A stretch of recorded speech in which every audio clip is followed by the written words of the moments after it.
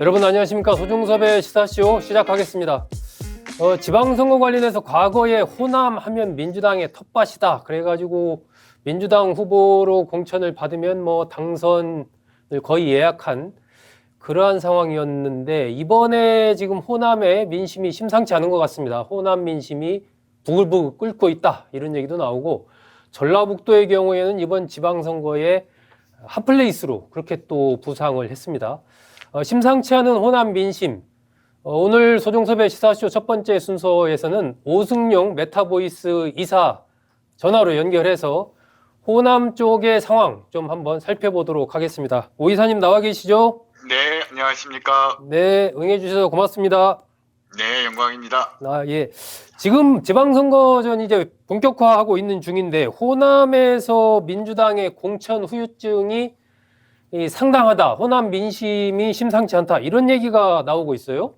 네, 그렇습니다. 실제로 정청래 대표에 대한 비토 시위도 전개가 되고 있는 상황이고요. 네. 그러니까 민주당에 대한 어떤 비토인지 아니면 정청래 대표 리더십, 정청래 지도부에 대한 리더십에 대한 비토인지 뭐 이런 부분들에 대해서 좀 구분할 필요는 있겠지만, 현재 네. 경선 과정에서 여러 가지 지도부가 보였던, 민주당 지도부가 보였던 이해할 수 없는 행보들로 인한 공천 불협화음, 불만, 이런 부분들은 상당히 좀 응축되어 있는 그런 상황입니다. 아, 그렇군요.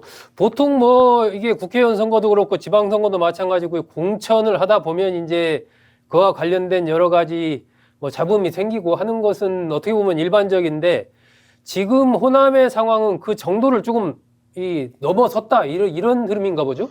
네, 그런 측면이 있습니다. 우선 특별시장 경선 과정에서 네. 김영록 지사가 제기했던 여러 가지 시스템상의 오류인지 네.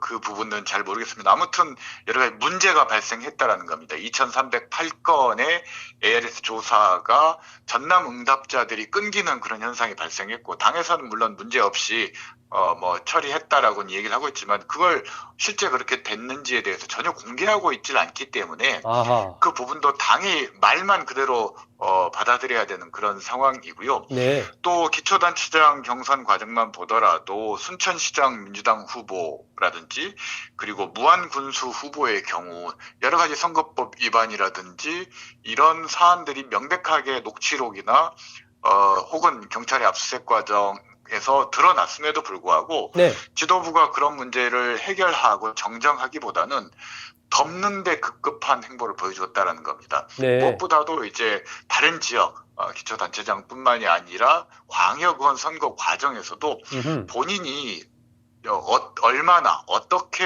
득표를 했는지에 대해서 네. 확인하고 이런 부분들이 가능해야 되는데, 결과만 알려줄 뿐 실제 내가 이 득표를 한 게 맞은지 확인할 길이 없다라는 겁니다. 네. 그러다 보니 지도부에 대한 불신이 쌓였고, 또 여러 경선 룰을 정하는 과정도 지역위원장의 입김이 너무 커지다 보니 이런 부분들이 종합적으로 정청래 지도부에 대한 불만으로 쌓여서 시위까지 벌어지고 있는 그런 상황이라고 봐야 될 것 같습니다. 아, 그렇군요. 과거에 정청래 대표가 공천에 있어서 공정성과 투명성 그리고 컷오프를 안 하겠다 뭐 이런 얘기를 했는데, 그것이 현실에서 지켜지지 않고 투명하게 그런 결과들이 공개되지 않고 공정하게 이런 과정이 진행되지 않았다라는 그 불만이 상당히 지금 큰 거군요.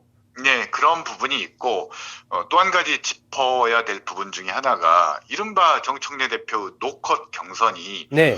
부실 검증과 동의어가 되어버렸다라는 겁니다. 아하. 그러니까 최대한 경선 과정에서 컷오프의 피해자들이 없도록 하겠다고 했지만, 결과적으로 보니까 경선 과정에서 여러 가지 윤리적으로 문제가 많은 후보들이 있었지 않습니까? 특히 이제 민주당에서 엄격하게 규제하고 있는 탈당이라든지 음주운전이라든지 네. 여성과 관련된 경력이라든지 이런 전과라든지. 부분들에서 예, 예. 네네, 그렇습니다. 이런 부분에서 예전 같으면 당연히 컷오프 되어야 될 그런 후보자들이 최고위원회 결정으로 구제될 수 있는 길을 열어놨기 때문에 네. 다 살아나서 결국은 현직들이 대부분 후보를 꿰차는 그런 결과로 이어져서 어허. 진짜 노컷 경선이 피해자 구제의 목적이 있었던 거냐 아니면은 현직에 문제가 있는 현직들의 프리패스를 위한 사전 빌드업이었던 거냐에 대해서 결과적으로 많은 비판의 목소리가 나오고 있다라는 겁니다. 그래서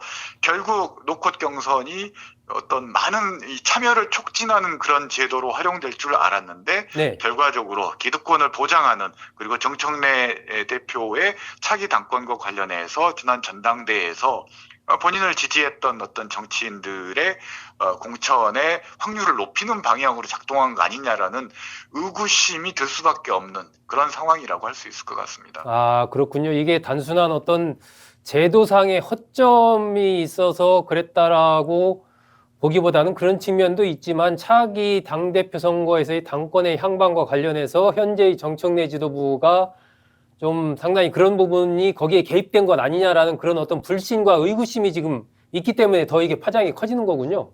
네, 그렇습니다. 그러다 보니 일부에서 뭐 사심공천 뭐 이런 얘기들이 그냥 나온 얘기는 아니라는 거고 특히나 아하. 이제 호남은 권리당원 수가 3분의 1 이상 되는 지역이고 호남 당원들의 당심을 누가 장악하느냐에 따라서 지지를 받느냐에 따라서 차기 민주당 당권 구도에 굉장히 중요한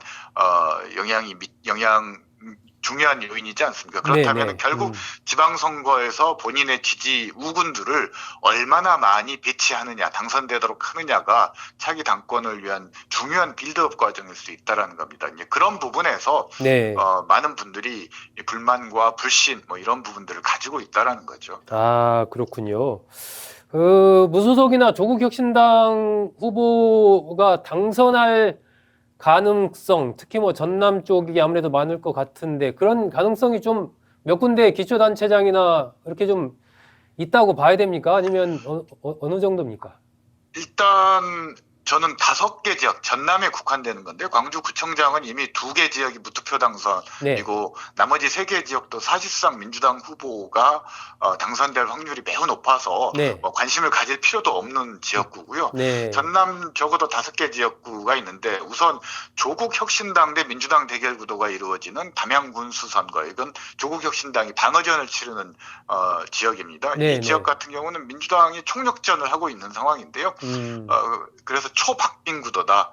오늘 발표된 여론조사도 오차 범위 내에서 정말 소수점 차이로 지금 경쟁을 하고 있는 지역이고요. 네. 그리고 한평군수 후보도 초기에 민주당 후보가 강세를 보였지만 조국혁신당 후보가 꾸준히 지지율을 상승시키면서 지금은 오차 범위 내 구도로 오차 범위에 들어온 여론조사들이 상당히 많이 나오고 있어서 네. 이 지역도 끝까지 결과를 좀 지켜봐야 될 것 같고 진짜 좀 관심을 가지고 봐야 될 지역은 이른바 무소속 재선 지역이라고 할 수 있을 것 같습니다.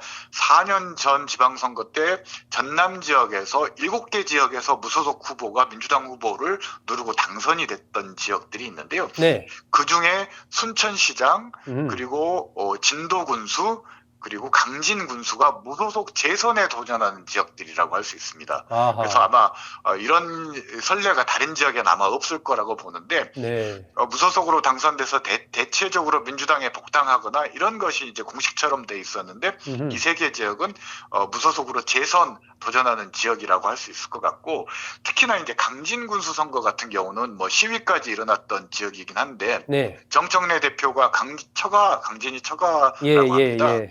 그래서 강진 선거만은 질 수 없다고 해서 최고위까지 강진군에서 했을 정도인데 근데 오히려 이런 것들이 이 강진 무소속 후보 대 정청래 대결 구도로 치환이 되면서 네. 민주당 후보가 사라지는 역효과가 나고 있는 측면도 있다라는 점입니다. 그래서 아마 이 3명의 무소속 후보가 전남 지역에서 당선된다면 민주당 입장에서는 굉장히 체면을 구기는 그런 결과다라고 뭐 말씀드릴 수 있을 것 같습니다. 상당히 흥미롭네요. 이제 순천, 네네, 진도, 강진군수 강진군수 3군데 무소속 재선 후보가 탄생할 것인가도 이 광주 전남 선거를 바라보는 또 중요한 한 포인트가 되겠네요. 네, 그렇습니다. 그래서 일부에서는 네. 이번 지방선거, 호남 지방선거 최대의 변수가 정청래 대표 입이라는 그런 말까지 나오고 있다는 거죠. 정청래 대표가 무슨 말을 하는가에 따라서 이게 아. 선거 결과에 악영향을 미칠 가능성이 커서 네. 그런 얘기들까지 나오고 있는 것 같습니다. 아, 그렇군요. 자, 뭐 이 전남 지역도 그런데 전북 지역도 이 지금 간단치 않습니다. 네, 그렇습니다. 김관영 후보가 이제 무소속으로 출마했잖아요.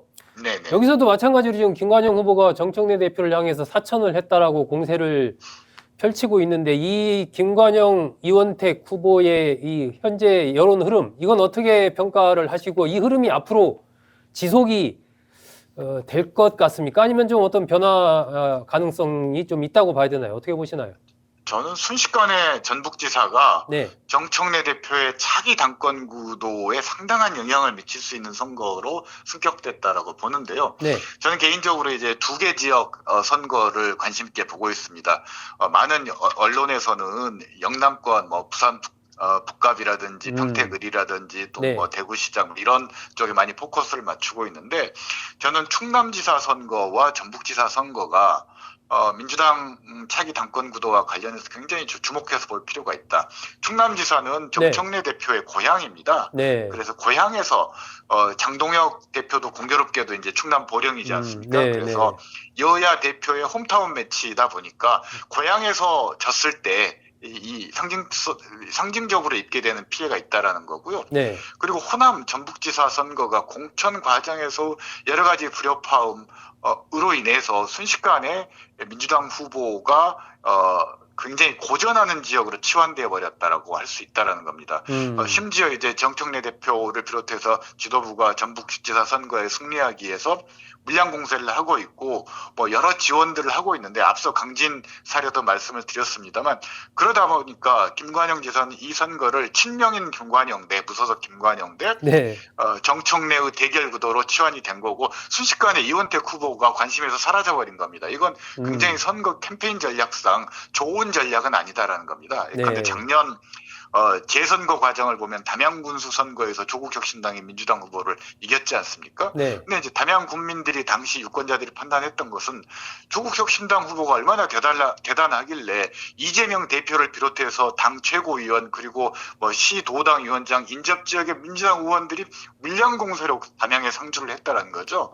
결국은 이것이 오히려 조국혁신당 후보에 대한 관심과 가치를 높이는 결과로 이어졌다라는 겁니다. 역효과를 냈다. 예. 네네. 그래서 아마 전북지사도 딜레마 중에 딜레마일 겁니다. 가만 놔두자니 불안하고 또 지원을 하면 오히려 민주당 후보가 시야에서 사라지는 그런 역효과가 나니까 정청래 지도부 입장에서도 상당히 곤혹스러운 그런 선거로 발전하고 있다. 그만큼 바꿔 이야기하면 무소속 김관영 후보가 초기에 청년 당원들에게 대리비를 지급했다라는 금품 제공 의혹으로 코너에 있었지만 그 처리 과정, 당의 제명 과정이 너무 순식간에 정광석화처럼 이루어지는 과정에서 피해자 모두를 만드는 데 성공하고 구도를 민주당과 대결하는 무소속 후보가 아니라 친명 대 친청 구도로 이 구도를 짜고 가고 있는 부분들이 조금 캠페인 전략상 영악한 측면들이 있었다. 이 효과를 발휘하고 있는 부분이 있다라고